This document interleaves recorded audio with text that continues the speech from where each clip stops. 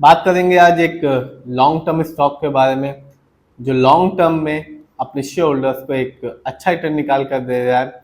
Specially 5 साल में तो इस कंपनी ने अपने शेयर होल्डर्स को एक अच्छा रिटर्न निकाल कर दिया और कंपनी का फंडामेंटल हो, फाइनेंशियल कंडीशन हो या शेयर होल्डिंग पैटर्न हो, तीनों के तीनों ही अच्छे भी हैं और स्ट्रांग भी हैं। और ये कंपनी अच्छा खासा रिटर्न भी दे रही है अपने शेयर होल्डर्स को और डिविडेंड भी दे रही है। यदि आप लॉन्ग टर्म इन्वेस्टर हैं तो ये कंपनी का शेयर आपका एक अच्छा विकल्प हो सकता है। ये वीडियो सिर्फ एजुकेशनल पर्पज है, ना हम कोई भी स्टॉक खरीदने की सलाह देते हो ना ही बेचने की। तो आज हम बात करेंगे अदानी ग्रुप की एक कंपनी के बारे में जिसका नाम है अंबुजा सीमेंट।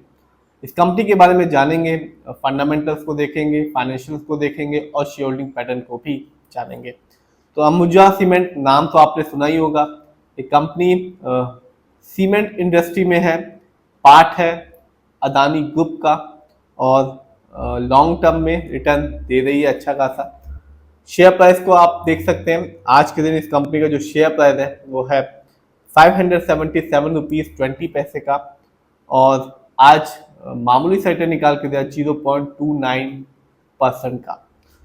लेकिन बात करें जो कहानी होती है, जो गेम होता है, वो लॉन्ग टर्म में ही पता चलता है कि कंपनी कैसा परफॉर्म कर रही है, कैसा रिटर्न निकाल के दे रही है अपने शेयर होल्डर्स को 1 साल, 3 साल और 5 साल में। उसी के आधार पे आप अपना पैसा किसी भी कंपनी में इन्वेस्ट कीजिएगा।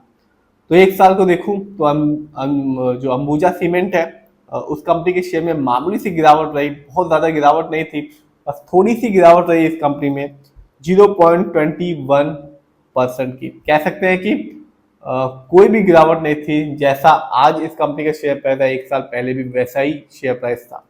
लेकिन 5 साल में इस कंपनी ने अपने शेयर होल्डर्स को एक ठीक ठाक रिटर्न दिया और ये बताया कि कंपनी अच्छी कंपनी है और कंपनी का फंडामेंटल भी स्ट्रांग है और लॉन्ग टर्म में जिन्होंने भी अपना पैसा इस कंपनी में लगाया है, कंपनी उन्हें निराश नहीं करेगी।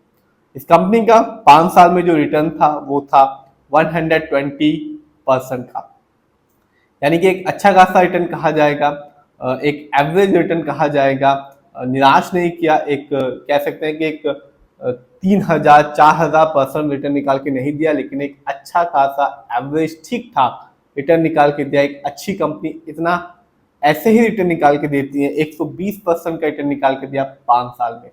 यानी 2020 में इस कंपनी का जो शेयर प्राइस था वो था 248 रुपीज का, जो 5 साल में बढ़कर हो चुका है 577 रुपीज 20 पैसे का। यदि हम इस कंपनी के ओवरऑल रिटर्न को देखेंगे या नजर डालेंगे तो कंपनी ने अभी तक अपने शेयर होल्डर्स को 2063% का रिटर्न निकाल के दिया। यानी अंबुजा सीमेंट के एक शेयर का प्राइस 2002 में मिल रहा था 22 रुपए 8 पैसे का, जो आज के दिन है 577 रुपीज 20 पैसे का। तो कंपनी आपने भी देखा कि एक अच्छा खासा रिटर्न निकाल के दे रही है लॉन्ग टर्म में, और जो अच्छी कंपनियां होती हैं वो ऐसे ही धीमे धीमे ही अपने शेयर होल्डर्स को लॉन्ग टर्म में एक अच्छा रिटर्न देती हैं। बात की जाए और देखा जाए इस कंपनी के स्टॉक के परफॉर्मेंस की, तो हम जो अंबुजा सीमेंट है, 1 साल में इस कंपनी का जो हाईएस्ट शेयर प्राइस गया वो था 624 रुपीज 95 पैसे का, जबकि 1 साल में इस कंपनी का जो लो शेयर प्राइस आया वो था 453 रुपीज 5 पैसे का। इवेंट्स को देखें तो कंपनी ने लॉन्ग टर्म में एक अच्छा रिटर्न तो दिया ही, इसी साल इस कंपनी ने डिविडेंड भी दिया, हर एक शेयर के बदले में 2 रुपए का। तो डिविडेंड की कहानी ये है कि डिविडेंड का बेनिफिट तभी आपको देखने को मिलेगा जब आपके पास किसी भी कंपनी के स्टॉक की एक अच्छी खासी क्वांटिटी होगी। एक 100, 200, 400, 500 शेयर से उतना बेनिफिट नहीं देखने को मिलता जितना कि 10,000, 20,000, 30,000 शेयर होते हैं। तब आपको जो डिविडेंड मिलता है, तब वो डिविडेंड का अमाउंट आपके जो बैंक में देखने को अच्छा खासा देखने को मिलता है। तो डिविडेंड तभी बेनिफिट करेगा जब आपके पास शेयर की एक अच्छी खासी क्वांटिटी होगी। फंडामेंटल्स की बात करें तो जो कंपनी का मार्केट कैप है वो अच्छा खासा है, 1,39,720 करोड़। लार्ज कैप की कंपनी है, पीबी रेशियो 2.61 है, अच्छा खासा है, क्योंकि शेयर मार्केट में एक अच्छा पीबी रेशियो कहलाता है 1 या तो बिलो 3। इंडस्ट्री पी भी अच्छा खासा है, 39.57 का है, क्योंकि शेयर मार्केट में एक अच्छा इंडस्ट्री पी होता है 20 से लेकर 25 के बीच में। इंडस्ट्री पी से साफ पता चलता है कंपनी का जो स्टॉक है मार्केट में कैसा परफॉर्म कर रहा है, क्या वो बहुत ज्यादा महंगा तो नहीं हो गया, क्या वो बहुत ज्यादा सस्ता तो नहीं हो गया, क्या वो अंडर वैल्यूड तो नहीं हो गया, क्या वो ओवर वैल्यूड तो नहीं हो गया। तो इंडस्ट्री पी से ये पता चलता है। डेब्ट टू इक्विटी ना के बराबर है, 0.01 है। आप देख भी सकते हैं कि अंबुजा सीमेंट पर जो लोन खर्च है वो ना के बराबर है ही नहीं। आरओई थोड़ा कम है, 7.80% का है, क्योंकि शेयर मार्केट में एक अच्छा आरओई कहलाता है 15% से लेके 20% के बीच में। आरओई बहुत ही इंपॉर्टेंट चीज होता है। जब किसी कंपनी का आरओई हाई होता है तो इसे साफ साबित ये पता चलता है कि कंपनी शेयर होल्डर्स के पैसे को सही प्रोजेक्ट्स में लगा रही है, जिससे लॉन्ग टर्म में एक अच्छा खासा रिटर्न पाने की संभावना बढ़ जाती है।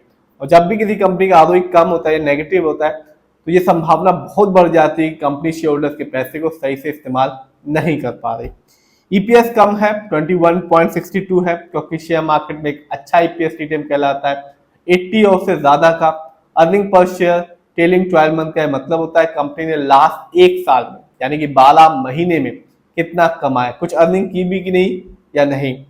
डिविडेंड यील्ड थोड़ा कम है, 0.36% का, क्योंकि शेयर मार्केट में एक अच्छा डिविडेंड यील्ड कहलाता है 2% से लेके 6% के बीच में। आइए जानते हैं और देखते हैं इस कंपनी के फाइनेंशियल कंडीशन को। तो रेवेन्यू जून क्वार्टर में इस कंपनी का रेवेन्यू रहा 10,545 करोड़ का, जबकि ईयरली देखूं तो 2025 में इस कंपनी का ईयरली रेवेन्यू रहा 37,699 करोड़ का। बात की जाए प्रॉफिट की तो जो कंपनी का प्रॉफिट है जून क्वार्टर में रहा 970 करोड़ का, जबकि ईयरली प्रॉफिट कंपनी का रहा 2025 में 5,158 करोड़ का। नेटवर्थ कंपनी का नेटवर्थ 2024 की तुलना में 2025 में बढ़ गया, अच्छा खासा बढ़ गया। इस साल इस कंपनी का जो नेटवर्थ रहा वो था 63,811 करोड़ का, जबकि पिछले साल यानी कि 2024 में आप देख सकते हैं इस कंपनी का नेटवर्थ था 50,843 करोड़ का। आइए जानते हैं और देखते हैं इस कंपनी के शेयर होल्डिंग पैटर्न को। तो साफ पहले नंबर पर आते हैं प्रमोटर, जो कि एक अच्छी बात होती है किसी भी कंपनी के लिए, किसी भी शेयर होल्डर्स के लिए जो अपना पैसा किसी भी कंपनी पे लगाता है। प्रमोटर की होल्डिंग है 67.68% की, सबसे ज्यादा है। अदर डोमेस्टिक इंस्टीट्यूशन का पैसा इस कंपनी में लगा हुआ है 11.60% का, जबकि म्यूचुअल फंड की होल्डिंग है 8.03% की। रिटेलर्स का पैसा लगा हुआ है 6.78% का, जबकि एफआईआई की होल्डिंग है 5.51% की। तो कंपनी का शेयर होल्डिंग पैटर्न बहुत ही अच्छा है, फाइनेंशियल भी ठीक है और फंडामेंटल भी अच्छा खासा है। कंपनी डिविडेंड भी दे रही है और लॉन्ग टर्म में एक अच्छा रिटर्न भी दे रही है। तो कंपनी लॉन्ग टर्म के हिसाब से मेरे हिसाब से तो अच्छी खासी है। फिर भी आप जिस भी कंपनी के शेयर को खरीदें खुद रिसर्च करें, एनालाइज करें, अपने फाइनेंशियल एडवाइजर की राय लें, फिर अपने पैसे को शेयर मार्केट में लगाएं।